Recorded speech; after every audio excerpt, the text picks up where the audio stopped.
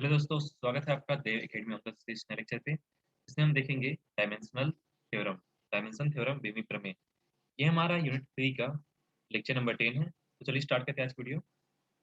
अब देखिए dimension theorem क्या होता है। इसमें सदिश समष्टियों के लिए बीमी प्रमेय है ये dimension theorem for vector spaces. ठीक है, तो इसके लिए प्रमेय दिया गया है कि यदि वी एफ एक परिमित बीमी सदिश समष्टि है तब V के कोई दो आधार समान संख्या में अवयवों को रखते हैं।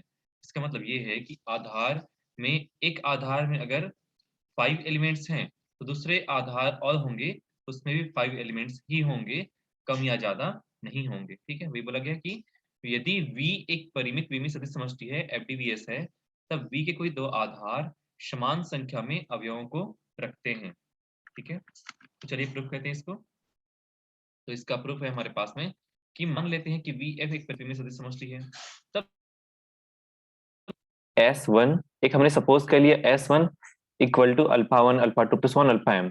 S2 इक्वल टू हमने सपोज कर लिया beta 1 beta 2 plus 1 beta n। V के आधार हैं। अब हमें सिद्ध करना है कि m इक्वल टू m, क्योंकि S1 एक आधार है जिसमें m एलिमेंट्स हैं और S2 भी एक आधार है जिसमें n एलिमेंट्स हैं। हमने अलग अलग रख लिया। अगर दो आधार है तो हमें ये प्रूव करना है कि दो आधार समान संख्या में अवयव रखते हैं। मतलब यहाँ पे m है तो यहाँ पे भी m होना चाहिए। तो ये हमें प्रूफ करने के लिए हमें m को n के इक्वल लाना पड़ेगा।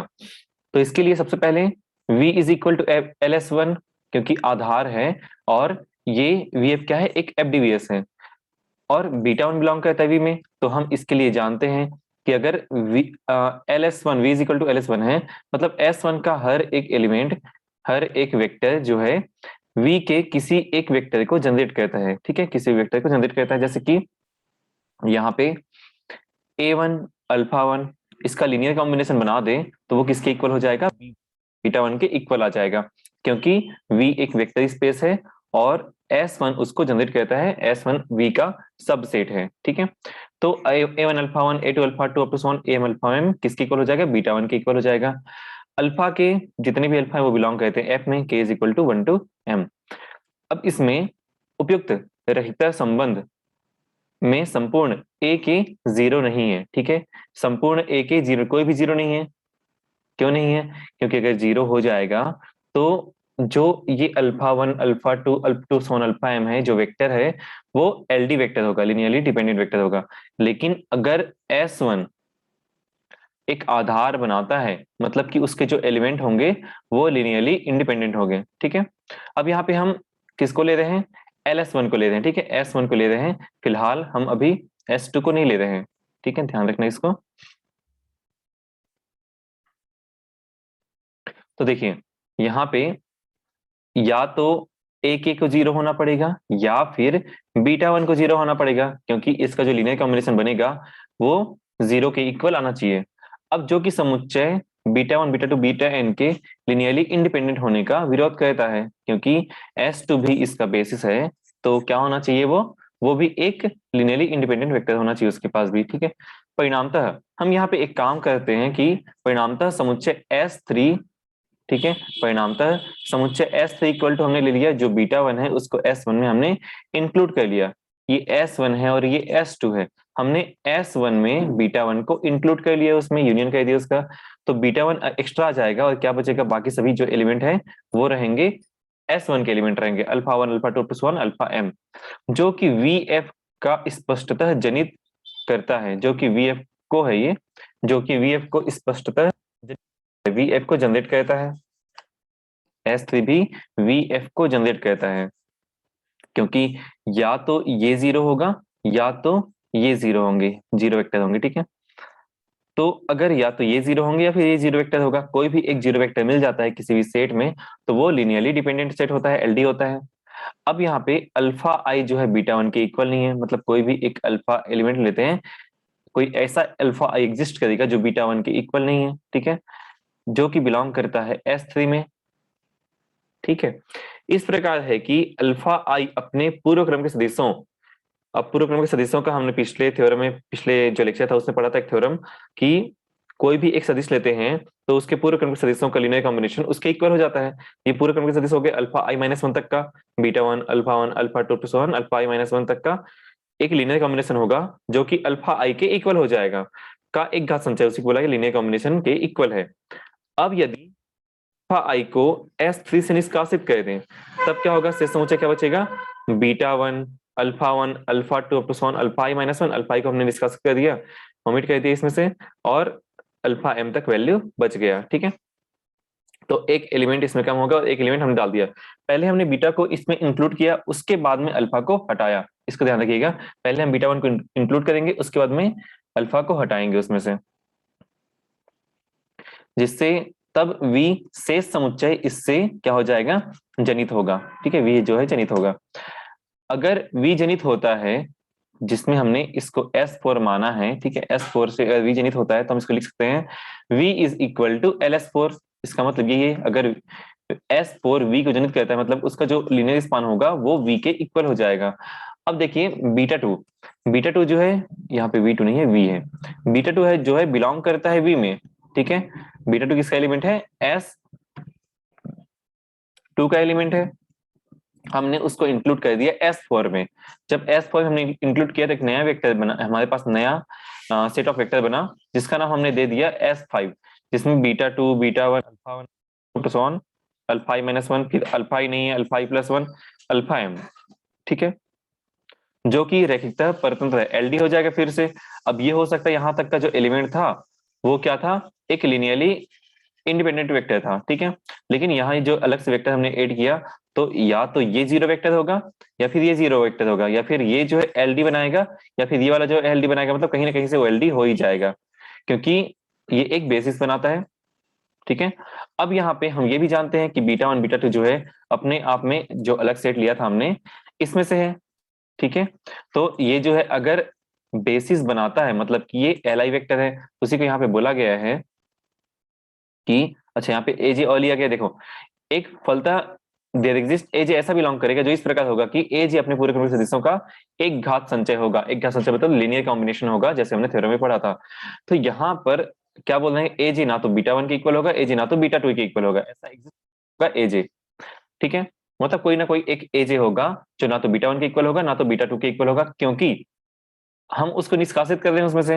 हो सकता है ये जीरो वेक्टर होगा, लेकिन हम बीटा को नहीं बोल रहे जीरो वेक्टर, क्योंकि यहाँ पे अगर जीरो वेक्टर हो जाएगा तो beta one beta two linearly independent नहीं होगा, और यहाँ पे बीटा वन बीटा टू क्या है, इसके थ्रू लिनियरली इंडिपेंडेंट वेक्टर है। ठीक है, अब देखिए, अब यदि सदिश अल्फा जे को S5 से निष्कासित कर दें, ठीक है, यदि अल्फा जे को S5 से निष्कासित कर दें, जैसे पहले हमने यहाँ पे बीटा वन को इंक्लूड किया और अल्फा आई को हमने निष्कासित कर दिया, वैसे यहाँ पे अब बीटा टू को इंक्लूड कर रहे हैं और अल्फा आई को निष्कासित कर रहे हैं, तब शेष समुच्चय हमारे पास जो होगा वो VF को जनित करेगा। मतलब ये बाकी जो एलिमेंट बचेंगे वो क्या होंगे, एक लिनियरली इंडिपेंडेंट वेक्टर होंगे। अब इस प्रक्रिया को हम जारी रख सकते हैं। ठीक है, वैसे वैसे प्रक्रिया अगर जारी रखते हैं तो प्रत्येक स्टेप में हमें क्या मिलेगा, S1 अल्फा जो है अपवर्जन होगा, मतलब बाहर निकलेगा, एक्सक्लूड होगा, और बीटा जो है इंक्लूड होगा। इससे पूरा होता है, लेकिन ये ध्यान रखना है कि पहले बीटा इंक्लूड एक्सक्लूड होता है, बीटा इंक्लूड होता है, उसके बाद में अल्फा जो है एक्सक्लूड होता है। ठीक है, स्पष्ट है कि अल्फाज जितने हैं का समुच्चय S1 और बीटास के समुच्चय S2 के पूर्व निर्गम से नहीं हो सकता। ठीक है, कब नहीं हो सकता, जब तक बीटा जो है अल्फा में नहीं आएगा, S1 में नहीं आएगा। ठीक है, जब तक बीटा जो है S1 में नहीं आएगा या फिर किसी सेट में नहीं आएगा, तब तक उसमें से हमें अल्फा को निर्गम नहीं करना है, हमें पहले बीटा को S2 से निकाल करके S1 में डालना है। ठीक है, बीटा को S2 से निकाल करके S1 में डालना है, उसके बाद ही हमें अल्फा को हटाना है। ठीक है, तो अन्यथा VF_S2 के उचित उपसमुच्चय का लिनियर स्पान होगा। ठीक है, इसलिए S2 लिनियरली डिपेंडेंट हो जाएगा। इसका मतलब ये बोला जा रहा है, देखो इसमें क्या बोल रहे हैं हम लोग कि जितने बार भी हम बीटा को उसमें इंक्लूड कर रहे हैं, तो पहले हम बीटा इंक्लूड कर रहे हैं। ठीक है, बीटा इंक्लूड कर रहे हैं, इसका मतलब क्या हो गया, जब भी बीटा को इसमें ला रहे हैं तो इसका जो एलिमेंट है वो बढ़ गया, उसके बाद में अल्फा को एक्सक्लूड कर रहे हैं, लेकिन इसमें तो m एलिमेंट है। ठीक है, लेकिन इसमें n से कम एलिमेंट हो गया, n-1 हो गया, इसमें कुछ एलिमेंट डाल नहीं रहे हैं। ठीक है, इसमें से एक एलिमेंट निकालते हैं तो इसमें से एक एलिमेंट हटा जाते हैं, लेकिन इसमें क्या है, m एलिमेंट ही है, हर बार इसमें m एलिमेंट नहीं है, ही है, एक एलिमेंट बढ़ जाता है जब बीटा को इंक्लूड करते हैं, लेकिन जब अल्फा को हटाते हैं तो एक एलिमेंट कम होने के बाद में वो m के बराबर हो जाता है। लेकिन बीटा से तो या फिर S2 से तो एलिमेंट हट ही रहे हैं, कम हो रहे हैं। तो जब इसमें से कम हो रहे हैं एलिमेंट और इसमें बढ़ रहे हैं या फिर बराबर हैं, तब क्या होता है कि m जो होगा वो बड़ा हो जाएगा n से, क्योंकि इसमें से एलिमेंट हटा रहे हैं, इसमें से एलिमेंट डाल रहे हैं, S1 में एलिमेंट डाल रहे हैं और S2 से एलिमेंट हटा रहे हैं। तब क्या हो रहा है यहाँ पे कि m जो है ग्रेटर देन होगा n से, या फिर n लेस देन और इक्वल टू हो जाएगा m के। ठीक है, ये क्या हो रहा है कि m जो है ग्रेटर देन हो रहा है n से, या n जो है लेस देन और इक्वल टू हो जा रहा है m से, क्योंकि S2 के एलिमेंट को हम एलिमिनेट कर रहे हैं और S1 में उसको इंक्लूड कर रहे हैं। ठीक है, इसमें तो m का m एलिमेंट है हटाने के बाद भी, लेकिन इसमें से एलिमेंट कम होते जा रहे हैं। ठीक है, तो उसी को बोला जा रहा है कि n इज लेस देन और इक्वल टू m। अगर इसी चीज को उलट दें, हमने यहाँ कहां से स्टार्ट किया था, S1 से हमने स्टार्ट किया था, इसको मिटा देते हैं। यहाँ पे हमने v is equal to LS1, S1 से हमने स्टार्ट किया था। अगर वही हम S2 से स्टार्ट कर दें, रिवर्स कर दें और इसके एलिमेंट को उसमें डाल दें, तो क्या हो जाएगा, सेम प्रोसेस करने के बाद में m जो है लेस देन और इक्वल टू होगा n के। हम दोनों से अगर इसको इक्वेशन नंबर 1 सपोज कर ले, इसको इक्वेशन नंबर 2 सपोज कर ले, तो from equation number 1 into m is equal to n हो जाएगा। क्लियर है? तो बस यही काम करना है आपको। शुरुआत से एक बार देख लेते हैं इसको। देखिए, हमें प्रूफ क्या करना था कि VF के एक परिमित विमीय सदिश समष्टि VF जो है एक FDVS है, तब V के कोई दो आधार समान संख्या में अवयवों को रखते हैं। मतलब दो अगर अलग अलग आधार होंगे तो दोनों में एलिमेंट, नंबर ऑफ एलिमेंट क्या होंगे, सेम होंगे। तो हमने दो अलग अलग नंबर ऑफ एलिमेंट वाले दो सेट ले लिए जो आधार बनाते हैं, मतलब V के आधार हैं। अब हम सिद्ध करेंगे कि m इक्वल टू n। तो सबसे पहले हमने S1 से स्टार्ट किया, S1 को लिया हमने जो कि आधार बनाता है। अब बीटा वन जो है V से बिलोंग करता है, तो बीटा वन जो है किसके इक्वल हो जाएगा, S1 के जो एक वेक्टर है उसके लीनियर कॉम्बिनेशन के इक्वल हो जाएगा। तो उसके लीनियर कॉम्बिनेशन के इक्वल हमने लिख दिया।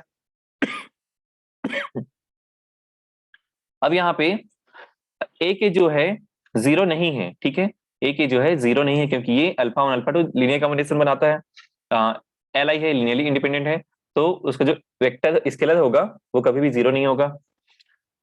अच्छा, सभी के सभी जीरो नहीं है, एक मिनट ना,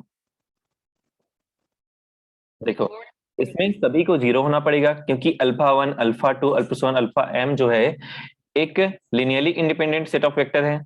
तो linearly independent set of vector है तो उसके जो स्केलर होंगे उस पूरे को जीरो होना पड़ेगा। ठीक है, लेकिन प्रॉब्लम ये आती है यहाँ पे कि अगर ये पूरा का पूरा जीरो हो गया तो बीटा जो है जीरो हो जाएगा। ठीक है, A1 A2 पूरा का पूरा जीरो हो गया तो बीटा वन जीरो हो जाएगा, और बीटा वन जीरो होगा तो ये जो है क्या हो जाएगा, लिनियरली इंडिपेंडेंट नहीं होगा क्योंकि ये भी आधार बनाता है। तो यहाँ पे एक कंफ्यूजन आता था, तो या तो ये जीरो होगा या तो बीटा वन जीरो होगा, जो कि समुच्चय के लिनियरली इंडिपेंडेंट का विरोध करता है।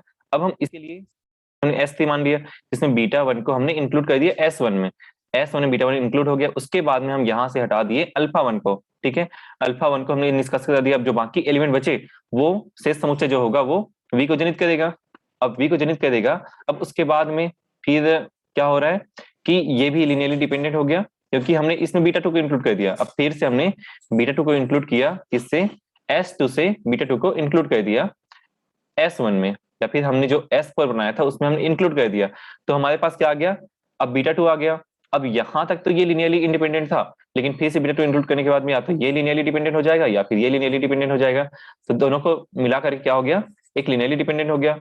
अब फिर से हम किसी एक एलिमेंट को हटाएंगे जो कि बीटा टू के इक्वल नहीं होगा और ना ही वो बीटा वन के इक्वल होगा। तो हमने एक एलिमेंट हटा दिया, फिर वही काम हम आगे बढ़ते जा रहे हैं, इसी प्रक्रिया हम जारी कर रहे हैं। उसके बाद में हर एक स्टेप में क्या हो रहा है, अल्फा जो है एक्सक्लूड हो रहा है और बीटा जो है इसमें इंक्लूड हो रहा है। तो यहां से ये देख रहे हैं हम कि अभी हम बीटा को उसमें, पहले बीटा को हम उसमें इंक्लूड कर रहे हैं। ठीक है, यहां से हम बीटा को उठा करके इसमें रख रहे हैं, उसके बाद ही हम अल्फा को हटा रहे हैं। मतलब कि इसमें जो है नंबर ऑफ एलिमेंट ज्यादा होंगे और इसमें नंबर ऑफ एलिमेंट कम होंगे। ठीक है, ये हमारा जो प्रोसेस है इस प्रकार होगा। और उसके बाद में हमें क्या पता चल रहा है कि हम n से पहले एलिमेंट हटा दें, उसके बाद में m में रख रहे हैं। ठीक है, तो इसमें एक एलिमेंट कम हो जाता है, इसमें एक एलिमेंट बढ़ जाता है। तो उसके बाद में हम जब अल्फा आई को हटाते हैं तो फिर से वापस से m के बराबर हो जाता है। तो हम यहाँ पे ये बोल सकते हैं कि n का जो नंबर ऑफ एलिमेंट है या फिर S2 का जो नंबर ऑफ एलिमेंट है वो हमेशा लेस देन होगा S1 के नंबर ऑफ एलिमेंट से, तो ये क्या हो जाएगा, n इज लेस देन और इक्वल टू m हो जाएगा।